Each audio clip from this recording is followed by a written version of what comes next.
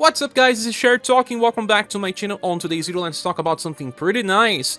The game just gave us a selector that you can trade for any SaGa Prefecture style released up to now. Even characters released on July, that's right. So you can see here, the golden destination style exchange ticket will be given out for free during a whole month, and you can trade that up to December. That's right, that's a lot of time to decide, but I know people like to do it as soon as possible. They want to play with new styles, so I am here to guide you through this decision. Okay, back to the game. I have to say that there is not an easy answer to the best character to pick. You have to decide about one, and you have to leave others behind. First of all, we can talk about the best picks. Those I would say have the highest following, like Rock Bouquet. If you don't have ScherBR, and if you got the newest version of Rock Bouquet from the Bunny's banner, then get this Rock Bouquet, because she has an all status debuff and attack down. She will become even stronger by inheriting the skill number 3 from Bunny banner, and she's still a reliable debuffer, very tanky as well. Now, besides Rock Bouquet, characters that are still good, for example, Polka. If you have Rag Robin, and if you fail it to get Mirza, Polka will be a very good healer for the time being. Mirza is better than Polka, like in 90% of the situations, but Polka still negates fire damage, and it's good to have alternatives. Polka also gets BP back when he counter, so it's a unit that has some type of utility, even if he is a little outclassed by Mirza. The other one is Liz. Liz is a bow user that already gives even more value to the character, and although she is a little hard to use for just defense boost, she can shine in some specific situations. She can also counter like Polka, gets BP back, and she has Karatsu Water Wall that decreases damage taken for one turn by 50%. That's very high, and if an enemy is attacking you multiple times, you want to get lots of BP, and she even counters with this skill again on Overdrive. Liz is a staple for future and current bow remembrance, a very useful unit, especially if you didn't get it back then. After Liz, I must say Fornew is a good pick. If you got the latest Fornews, that guy has a very strong damage with counter, but he counters with just cold damage, and if you have this Fornews, you can inherit Gobi Whirlpool and make him almost unstoppable. You just counter 2 times with spell and then counter again with Gobi Whirlpool. That is very strong since it has triple S power and has Pierce as well, not just cold, giving him even more damage. He also has a different design where he can buff status from the party and also remove debuffs applied to the party. He can also work as an okay damage dealer for Remembrance, because his attack also buffs his STR, Endurance, and Will. So a very good pick if you have the news for news and want to get the whole kit.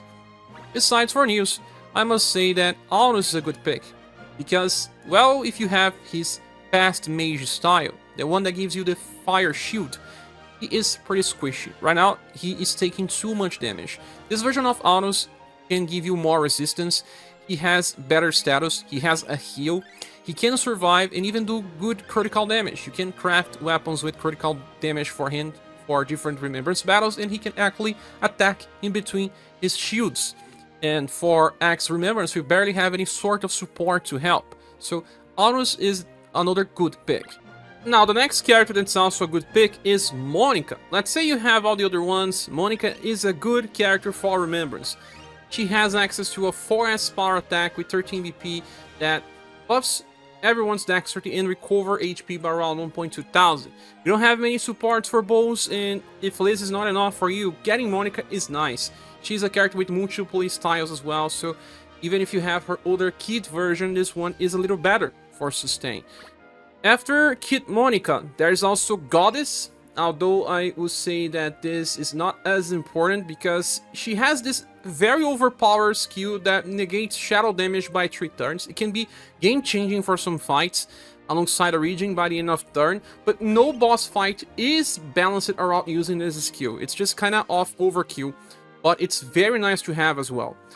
After Goddess, I believe that we still have Galahad as a very interesting unit. Because of his counter mechanic now, more than his farming potential, because Merlot-Syrah arrived and it's now all about that character that deals even more damage to Galahad. But he still works fine. If you didn't get Merlot-Syrah, it's nice to get Galahad now, because you'll be able to farm and also be able to use him for boss fights when counter strategies are good. After Galahad, in all of these units, I would say that you could theoretically get this Gustav if you have his tank version with Scroomguard, and you can inherit Let's Paint. Still a very interesting unit, especially for Greatsword Remembrance now, because he gives attack, defense boost, endurance buffs, BP generation, but he does not attack. Now it's getting hard to use this Gustav because we got Death in the newest Final Impress, that's also very good for support. But I can still say Gustav is a very good unit if you have his Scroomguard version, so inherit Let's Paint, it's still useful, and it's still the best one with lots of defensive boost that gives offensive potential as well.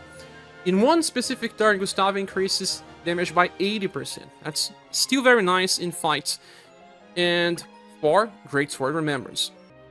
Another good character is a better companion, Katarina. Well, Katarina is not so defensive, but she does have intrinsic, and she has access to Ice Fogsword Ballet. That's a skill that decreases skill damage for 3 turns by 35%. It's very nice.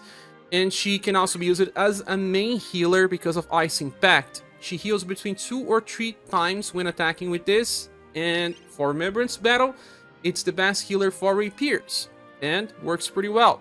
You can still use that Monica skill via inheritance into her rapier style, but it's not really easy because that rapier style does not have damage reduction.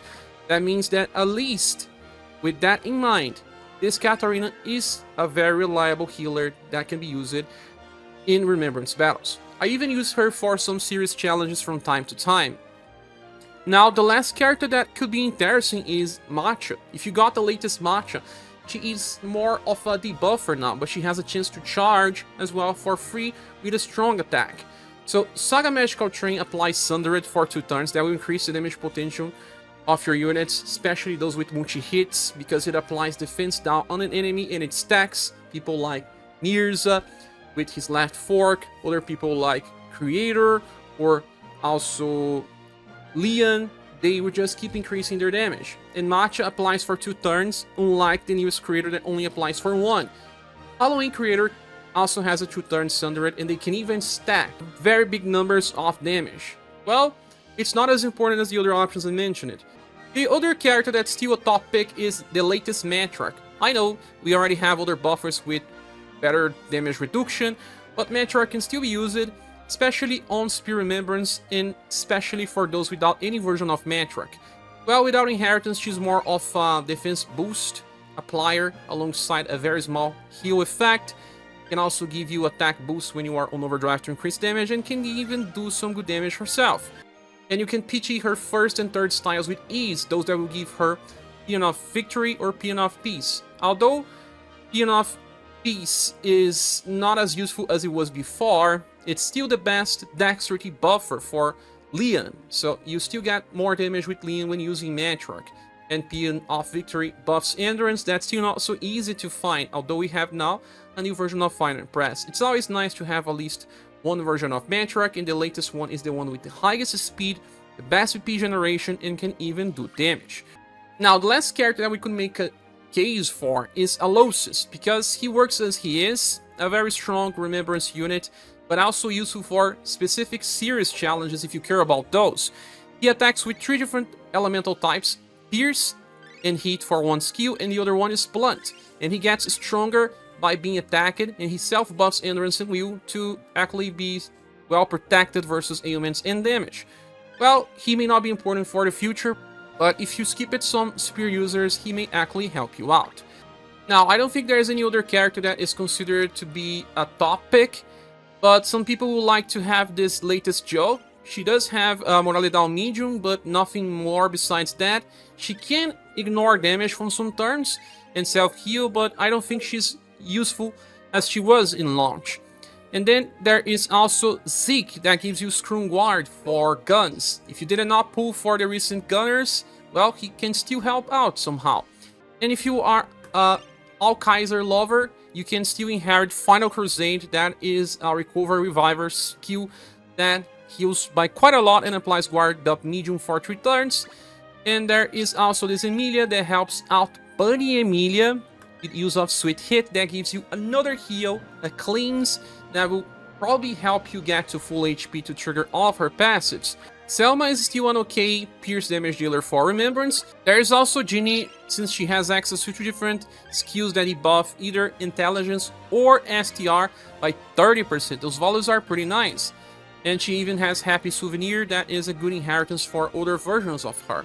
I used this style with inheritance of Time and Tide for Siegfried and she worked pretty fine. And the last one for inheritance is Laura. If you have her latest styles, she can inherit Rainbow Reflect for evasive counter with Pierce, and her last style can get BP by attacking weak targets. She can actually keep using this forever if the enemies keep attacking her.